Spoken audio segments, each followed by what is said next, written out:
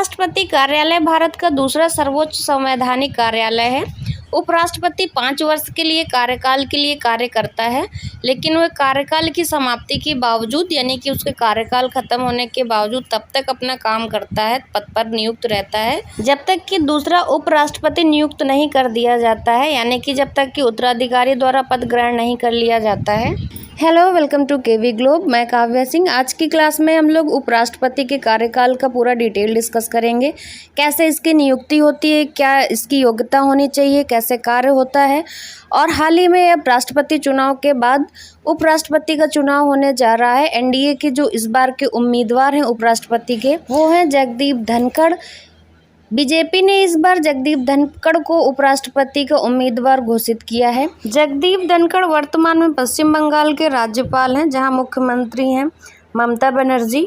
ये भारतीय जनता पार्टी के सदस्य रहे हैं और झुंझुनू से लोकसभा सांसद एवं केंद्रीय मंत्री भी रह चुके हैं।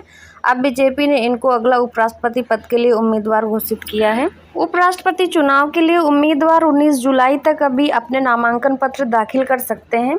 प्रेजेंट वाइस प्रेसिडेंट का कार्यकाल 10 अगस्त को ख़त्म हो रहा है। जो अभी वर्तमान में उपराष्ट्रपति हैं वेंकैया नायडू, अभी 10 अगस्त तक वो अपना कार्यकाल पे हैं, अपने पद पर काम करेंगे। 6 अगस्त को वोटिंग हो रही है, इसलिए 4 दिन पहले उनके कार्यकाल ख़त्म होने से पता चल जाएगा कि अगला भारत का वाइस प्रेसिडेंट कौन होगा। उपराष्ट्रपति की योग्यता क्या होना चाहिए, तो उसे भारत का फर्स्ट ऑफ ऑल नागरिक होना चाहिए। उसकी जो एज होनी चाहिए वो 35 वर्ष की आयु पूरी होनी चाहिए और राज्यसभा के सदस्य के रूप में चुनाव के लिए योग्य होना चाहिए, यानी कि उसे राज्यसभा का सदस्य होना चाहिए। केंद्र सरकार या किसी राज्य सरकार या किसी स्थानीय प्राधिकरण के अधीन लाभ का कोई पद धारण नहीं करना चाहिए। अब इसमें से आपका एक क्वेश्चन ये भी बनता है कि भारत के संविधान के किस अनुच्छेद के अनुसार उपराष्ट्रपति का चुनाव निर्वाचन मंडल के सदस्यों द्वारा किया जाता है। तो भारत के संविधान के अनुच्छेद 66 के अनुसार यानी कि अनुच्छेद 66 के अनुसार उपराष्ट्रपति का चुनाव निर्वाचन मंडल के सदस्यों द्वारा किया जाता है। और ये निर्वाचन मंडल के सदस्य कौन कौन से होते हैं तो ये भी देख लेते हैं। तो ये निर्वाचन मंडल होता है राज्यसभा के निर्वाचित सदस्य, राज्यसभा के मनोनीत सदस्य, लोकसभा के निर्वाचित सदस्य। वाइस प्रेसिडेंट के जो इलेक्शन का प्रोसेस क्या है, चुनाव प्रक्रिया, वो भी जल्दी से समझ लेते हैं। भारतीय संविधान के 68 के अनुसार इस चुनाव प्रक्रिया होती है। ये कार्यालय की समाप्ति के कारण जो रिक्ति भरने के लिए चुनाव होता है, यानी कि जो उपराष्ट्रपति का कार्यकाल समाप्त होने वाला होता है उससे पहले ये चुनाव पूरा किया जाना आवश्यक होता है, ताकि उनका कार्यकाल समाप्त होने से पहले नए उपराष्ट्रपति की नियुक्ति हो जाए। राष्ट्रपति और उपराष्ट्रपति चुनाव अधिनियम 1952 तथा राष्ट्रपति एवं उपराष्ट्रपति चुनाव नियम 1974 के साथ संविधान का ये जो अनुच्छेद होता है 324, तो ये 324 के तहत उपराष्ट्रपति के कार्यकाल के चुनाव के संचालन का अधीक्षण, निर्देशन और नियंत्रण भारत निर्वाचन आयोग में निहित है। तो ये जो आपको अधिनियम, नियम और अनुच्छेद बताए जा रहे हैं, ये आपको ध्यान रखने हैं कि राष्ट्रपति और उपराष्ट्रपति चुनाव अधिनियम 1952 है और चुनाव नियम 1974 और संविधान के अनुच्छेद 324 के तहत उपराष्ट्रपति के चुनाव के संचालन का अधीक्षण, नियंत्रण, निर्देशन भारत निर्वाचन आयोग में निहित किया जाता है।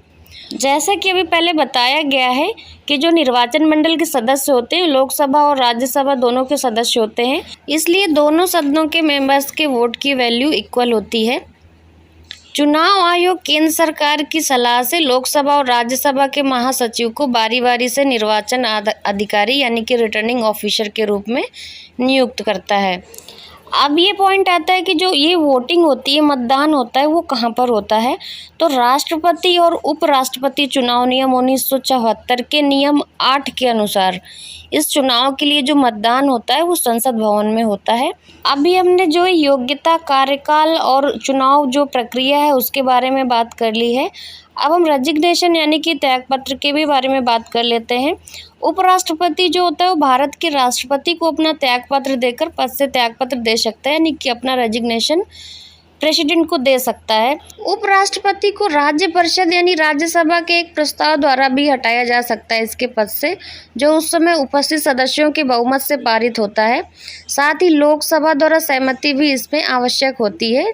इस प्रयोजन के लिए कम से कम 14 दिनों का जो है नोटिस दिए जाने के बाद ही ये प्रस्ताव पेश किया जाता है। अगर किसी उपराष्ट्रपति को उसके पद से हटाना है तो राज्यसभा और लोकसभा के जो भी मेंबर होते हैं उनके प्रस्ताव पारित करने से हटाया जा सकता है और इसके लिए 14 दिन का नोटिस भी देना होता है। उपराष्ट्रपति राज्यों की परिषद यानी कि राज्यसभा का पदेन अध्यक्ष होता है और उसके पास कोई अन्य लाभ का पद नहीं होता है। आज की इस वीडियो में हमने उपराष्ट्रपति की योग्यता, उसके कार्यकाल और चुनाव प्रक्रिया कैसे होती है, निर्वाचन मंडल क्या होता है और किस अनुच्छेद, नियम, अधिनियम के तहत ये चुनाव होता है और उपराष्ट्रपति त्यागपत्र किसे देता है, इन सारे क्वेश्चंस के हमने आंसर इसमें कवर किए हैं।